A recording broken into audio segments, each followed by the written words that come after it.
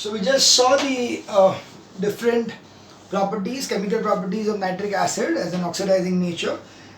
We now continue with the same thing, that is, now further is we have seen that in the HCl part of the chapter that nitric acid and sulfur and hydrochloric acid, when they are combined in the ratio of 1:3, 1% of nitric acid, 1 part of nitric acid and 3 parts of hydrochloric acid, they are going to be used as aqua regia, which can form into nitrosyl chloride, and chlorine gas, nascent chlorine is going to be given out, and this nascent chlorine is going to react with the noble metals like gold and silver to give you their respective salts. So then we can see aqua regia has the capacity to dissolve gold and silver. So that is the next part, that is about a mixture of nitric acid 1 part and hydrochloric acid 3 parts by volume. It is oxidizes nitric acid oxidizes hydrochloric acid to chlorine and liberates chlorine as a nascent, reacts with the gold and platinum to form the soluble higher chlorides. So that is one part. We also have certain thing about the inorganic compounds. So if I have SO2 plus H2O with H2SO, HNO3 will give you H2SO flow of NO. Now this all reactions as such are not in the syllabus, but you can just go through them once, because maybe in some prelim papers they may ask. Otherwise, for board point of view, they are not going to be asked. So hydrogen sulfide with HNO3 is going to give me sulfur plus hydrogen dioxide plus water plus NO, and with iron sulfate, that is FeSO4 by H2SO4, that is acidified iron sulfate with HNO3 will give you FeSO4 thrice plus H2O plus NO. Now all this is with dilute, so that is why, because it is dilute nitric acid, you are getting NO and not NO2. So that's the main thing. Again, every time it's going to remember, we have to remember this thing, that whenever the nitric acid, which is dilute, which is reacting with the organic compounds or the metals or like that, then it is going to form you NO and not NO2. The next one is with organic compounds like sawdust. This sawdust part is being asked many times, as such should not be asked, but it is asked many times. So the sawdust, when it is coming in contact with nitric acid, is going to give me carbon dioxide plus water plus nitrogen dioxide. So yeah, that is, sawdust is nothing but a combination of carbon, hydrogen and oxygen. So it is nothing but a hydrocarbon. So it is going to be given as C6H10O5, and this is N times because it is a polymer, so we need not worry about it, but it is this way, and then giving me HNO3, it is going to give me as CO2 plus H2O plus NO2. So this is the reaction what is going to take place when I am taking hot concentrated, again NO2 because it is hot concentrated. So yeah, it is going to be, this is nothing but sawdust. So sawdust, when you are taking sawdust, what is sawdust? You know what is sawdust? घर पे जब भी carpenter का काम करता है तो उसके बाद जो कुछ कटिंग करते हैं तो you get the powder of the wood. That wood powder is nothing but sawdust. So sawdust, and similarly toluene is going to give me trinitrotoluene and water. So concentrated nitric acid brings about oxidation and nitration of organic compounds. So nitric acid, being strong oxidizing agent, decomposes to give nascent oxygen, which oxidizes organic compounds to carbon dioxide, water. So that's why sawdust, turpentine, alcohol burst into flames when nitric acid is poured on it. So yes, if I take some sawdust and I pour nitric acid on it, it is going to burst into flames. So that is what is the nitric acid. Also brings about nitration of organic compounds in which one or more hydrogen atoms of an organic compounds are replaced by a nitro group, that is nitration of toluene and benzene. So nitration of protein matter results in the formation of xanthophyll, which stains the skin. That we learned in the earlier part, that if when it comes in contact with the skin, it gives you xanthophoric acid, which is staining the skin yellow. Now we come to the test, that is the final part of, no sorry, I may use this here, but test of this thing, and the test has got one very important part, and that is the brown ring test. Okay, so let's see the test first. First one, you can identify nitric acid just by its decomposition, because you know that NO2 is going to be formed, reddish brown fumes are going to be given out. So if any 2-3 acids are given to us, If one of them, if you heat them slightly and if one of them gives you reddish color NO2, then it is nothing but nitric acid. So constant nitric acid will give me HNO3 will give me H2O plus NO2 plus O2, and metallic nitrates also give me metallic oxide plus NO2 plus O2. So reddish brown fumes of NO2 will be the first test for the identification of any nitrates or nitric acid. So whenever you have got any nitrate or any nitric acid or any particular nitrate or nitric acid to be identified in any of the cases, then the observation has to be reddish brown NO2 fumes given out. So if the reddish brown NO2 fumes are given out, then definitely that particular compound what you have taken is either nitric acid or a nitrate. Now another thing what we can do is, you know that copper will not be reacting with nitrogen with any other acid but nitric acid, because nitric acid is the oxidizing part. So Cu plus HNO3 is going to be CuNO3 plus H2O plus NO2, and Cu plus NaNO3 plus H2SO4 plus NaHSO4 plus CuNO3 plus 2H2O plus NO2. So dense reddish fumes of nitrogen dioxide evolved, blue solution of copper nitrate remains. So that is nitric acid answers the test of nitrates and in addition turns blue litmus red. So that is how you are identifying the nitric acid, first by the test of nitrates, that is by reddish brown fumes of NO2, and secondly is by the litmus test turning the blue litmus red.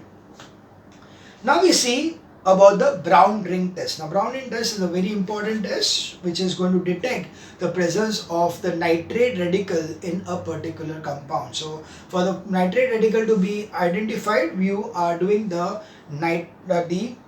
test which is called as the brown ring test. Now, so what you are taking in a brown ring test is, firstly you are going to take the solution of a nitrate or a dilute nitric acid in a test tube. So you will be having one test tube. This is one test tube over here, which test tube you are going to take HNO3. So HNO3 is going to be, you are going to take in this, of course there will be a dilute one. So dilute HNO3 you are going to take in one of the test tube. Add to it a freshly prepared saturated solution of iron sulfate. So concentrated sulfuric acid carefully added from the sides of the test tube.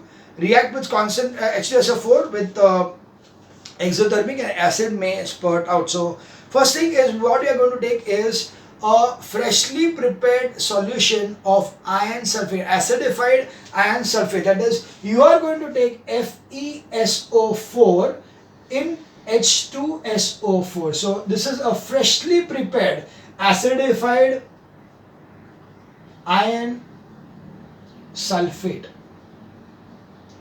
Okay, you are going to take another acidified iron sulfate, that is going to, we are going to take it another test tube which will be having this particular liquid inside, that is FeSO4 plus H2SO4. So this is what you are having over here as the one which is concentrated. This is concentrated H2SO4 and FeSO4 combined together in a test tube, mixed together, freshly prepared. Now this is freshly prepared. I'll tell you the reason why it will be freshly prepared. And then you are going to take it, add this concentrated sulfuric acid carefully from the sides of the test tube. Reaction of concentrated sulfuric acid with H2O is exothermic and acid may spurt out. Now cool the test tube thoroughly from outside under tap. Keep the test tube aside in the test tube stand for a while. So you are going to take this thing by taking FeSO4 and slightly pouring H2SO4 from the sides inside, so that it is going to give you the freshly prepared H2SO4, and it is going to get exothermic, so it is going to be heated. So you are going to keep this particular test tube aside for some time.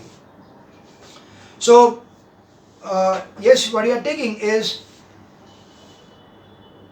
add a freshly prepared saturated solution of H2S iron sulfide into this particular thing. Slowly this is going to go inside, and then because this is exothermic reaction, it is going to be kept inside the for a while. So yes, we are taking two test tubes. One test tube, this one has got nitric acid in it. Okay, this one has got a freshly prepared solution of FeSO4 and H2SO4. FeSO4, H2SO4, this solution is there. I'm going to take this, pour this very slightly very softly inside this thing, so that it just trickles down inside. It just trickles down inside, and because it is going to be hot because of exothermic reaction taking place, this is going to be hot, and that's why I'll allow it to cool down by placing it gently in a test tube stand. So I'm going to place it for a short time in the test tube stand. What do I observe? I will observe that in this particular test tube, now what has happened is I have added this acid into it. After adding this acid into it, I will have a brown colored ring over here between the HNO3 and the, or we can say between the two surfaces. There will be bottom part and the top part over here. It is going to be something like this. इसको add करने के बाद मुझे दो layer मिलेंगे. There will be two layers formed, and between the two layers there will be such kind of a brown ring which is going to be formed. So there will be a brown ring formed in between. So what do you observe? Observation is the brown ring appears at the junction of the two liquids. So what is the reaction? The reaction is 6FeSO4 plus 3H2SO4. This is concentrated. Is going to react and give me Fe. So that will be 3Fe2SO4 thrice plus 4H2O plus NO. This is what is going to be formed in the reaction. But what is going to happen is there will be this particular part which is formed by FeSO4 plus NO. This NO which is over here, this is going to react with FeSO4 and give me a combined reaction of FeSO4 dot NO, which is nothing but nitroso iron sulfate. Okay, it's a brown colored compound, nitroso iron sulfate. So when I pour this thing, what happens? FeSO4 is going to react with the NO which is going to be formed, and this NO which is going to be formed is going to give you FeSO4 dot NO as the reaction. So I forgot to write it. Okay, so this is the reaction which is dilute in nature. So FeSO4, 6FeSO4 plus 3H2SO4 plus 2HNO3 dilute will give me 3Fe2SO4 thrice plus 4H2O plus 2NO. This NO and this FeSO4 are going to react when they are entering inside. At that time they are going to react and they are going to give me FeSO4 dot NO. And what is going to happen is the sulfuric acid which is present over here is going to be lighter, and hence it is going to be going at the bottom. So the H2SO4 goes to the bottom over here and the FeSO4 will be formed over here. FeSO4 is going to be seen at the top. So that's why the FeSO4 will come upwards and sulfuric acid will come in between. So let's see the proper thing over here. A freshly prepared iron sulfate is used. Now why freshly prepared? Iron 2 sulfate on exposure to the atmosphere is oxidized to Fe3SO4. See, FeSO4 is iron 2 sulfate. But if I keep it aside, okay, if I prepare it and keep it aside, it is going to take the oxygen from the atmosphere and it is going to form into Fe3. Ferrous ka ferric ho jayega. So that's, and the test will not be answered with sulfate, iron 3 sulfate. If I use iron 3 sulfate, if I don't take if I take FeSO4, then I am getting the proper results. But if I am taking a ferric, okay, if I take a ferric sulfate, Fe2SO4 thrice, like this one, then it is not going to give me the proper results over here. So that's why we are using freshly prepared iron 2 sulfate solution. Now why is the brown ring formed? In the the browning of nitrosoferrous is formed at the junction of the two liquids. In the browning test, the concentrated sulfuric acid being heavier settles down and the iron sulfate layer remains above. It results in the formation of the brown ring at the junction. So because you are just pouring it, now when you are pouring it, I told you are pouring it very gently. You are pouring it gently, that's why it is not disturbing the whole thing. There is no turbulence coming up inside the test tube. नहीं अगर जोर से डालेंगे तो turbulence जैसा हो जाएगा तो कुछ नहीं फॉर्म होगा. अगर स्लाइड से वॉल से धीरे धीरे सीप करते हुए डालेंगे तो अंदर H2SO4 being heavier will go down and FeSO4 is going to remain upwards, and वो दोनों के बीच में नाइट्रोजन का NO2 फॉर्म होने के कारण it is going to form nitrosoferrous. nitroso iron sulfate. So that is why a brown ring is going to be formed because of the settling of the sulfuric acid and the iron sulfate layer giving up. It is in the formation of the brown ring at the junction. Now FeSO4, this nitrosophorus what is going to be formed is going to be unstable. इतना stable नहीं है वो, इसीलिए अगर by chance हमने थोड़ा उसको हिला दिया तो the brown ring is going to vanish. So if FeSO4.NO being unstable breaks up as it moves down into the acid medium. So as it moves down, it is going to remove. That's why we are getting only in the junction. जब तक वो move हो रहा है तब तक formation नहीं हो रहा है, एकदम junction पे ही हो रहा है because it is not, there is no movement after the last drop being given inside. Now brown ring of the nitrosophorus sulfate decomposes on disturbing. When the test tube is shaken, the concentrated sulfuric acid may further mix with water and the heat evolved assists it decompose an unstable brown ring. So that's why if you are going to shake it, if you are going to disturb it, then this particular thing is going to get removed. So that's why it is only a temporary thing which is going to be formed over here. So on shaking the the test tube, or even just a small amount of heat given to it, so it is going to decompose because the ring, the brown ring which is formed is the unstable ring. So that was the test for nitric acid and nitrates. Now we see the uses of the nitric acid. So uses of nitric acid. First one is used in explosives for manufacturing of trinitrotoluene TNT, trinitroglycose, and trinitroglycerin. They are the explosives. Nitrates like potassium nitrate used in gunpowder, ammonium nitrate for fertilizer, and silver nitrate for photography. In dyes, perfumes, drugs, drugs and perfumes form coal tar products. Azo dyes are prepared from aniline, not important. Synthetic fibers, artificial silk, cellulose nitrate, and nylon, that ammonia reacts with oxidizing agents. Now, general uses for etching designs on the copper and brass. Nitric acid acts as a solvent for large number of metals, including noble metals. So that's why if you want to do some carving or if you are etching करके embossing करना है, वैदूत करना, तो you use nitric acid. तो वो जो name plate आता है जिसमें नाम लिखा होता है, तो many times they use nitric acid because it is just going to corrode that much area, remove that much part. So because that much amount of the metal is going to be removed from there. In purification of gold, crude gold contains copper, zinc, iron, lead, silver as impurities which dissolve in nitric acid while gold is unaffected. As a constituent of rocket fuel, nitric acid used as a rocket fuel oxidant. In preparation of fertilizers include calcium nitrate, ammonium nitrate, nitro chalk. And in preparation of aqua regia, one part of nitric acid and 3 parts of HCl will give you the chlorine nascent, which is going to give you a gold chloride or platinum chloride. In preparation of nitrates are normal salts on monobasic nitric acid formed by displacement of hydrogen. So KOH plus HNO3 will give KNO3 plus H2O. Pb plus HNO3 will give PbNO3 twice plus H2O plus NO2. CuO plus HNO3 will be CuNO3 twice plus H2O.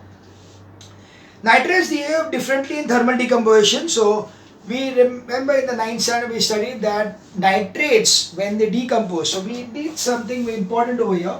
That is, how does the nitrate react when they are heated? So the nitrates have got a specific thing that nitrates normally, or oxides, carbonates of potassium and sulfates, potassium and sodium are very stable, but nitrates का नहीं ऐसा. Nitrates में if you are having KNO3, so if you are having KNO3 and you are going to heat this KNO3, you are going to get KNO2 plus O2. So that is what is going to be achieved when you are heating a alkaline metal nitrate. Whereas if it is just a normal another heavy metal nitrate, so like PbNO3 twice, it is going to give me PbO2 plus NO2 plus O2. So this is the reaction what I am going to get for any other metals. But yeah, for silver, that is AgNO3, because we know that AgNO3, AgO itself is not going to be AgNO3. Yeah. So this is going to give me over here Ag plus NO2 plus O2, because over here AgO will not be formed because of the metal itself is going to be getting reduced easily. Oxides of silver oxide or mercuric oxide are not going to be so stable. So on heating of the oxides of mercury or silver, it is going to give you oxygen, metal plus oxygen plus nitrogen dioxide. And finally, with NH4NO3, ammonium nitrate, when it is heated, it is going to give me nitrosyl oxide, N2O plus 2H2O. So this is a unique thing, that it is going to give me nitrous oxide. Now this is laughing gas. Okay, this is a gas which is called as a laughing gas, nitrous oxide, which is obtained by heating of ammonium nitrate. So ammonium nitrate, when you heat it, you get nitrous oxide plus water. So this is how you are having the different kinds of action of heat on nitrate. So action of heat on nitrate, simple thing is that when you are taking a metallic nitrate like that of alkaline nitrate, and potassium nitrate or sodium nitrate, you are going to get its nitrite. So NO3 will become NO2, NO2 gas is going to be released. If you are going to take any other metal, then you are going to get metallic oxide plus nitrogen dioxide plus oxygen.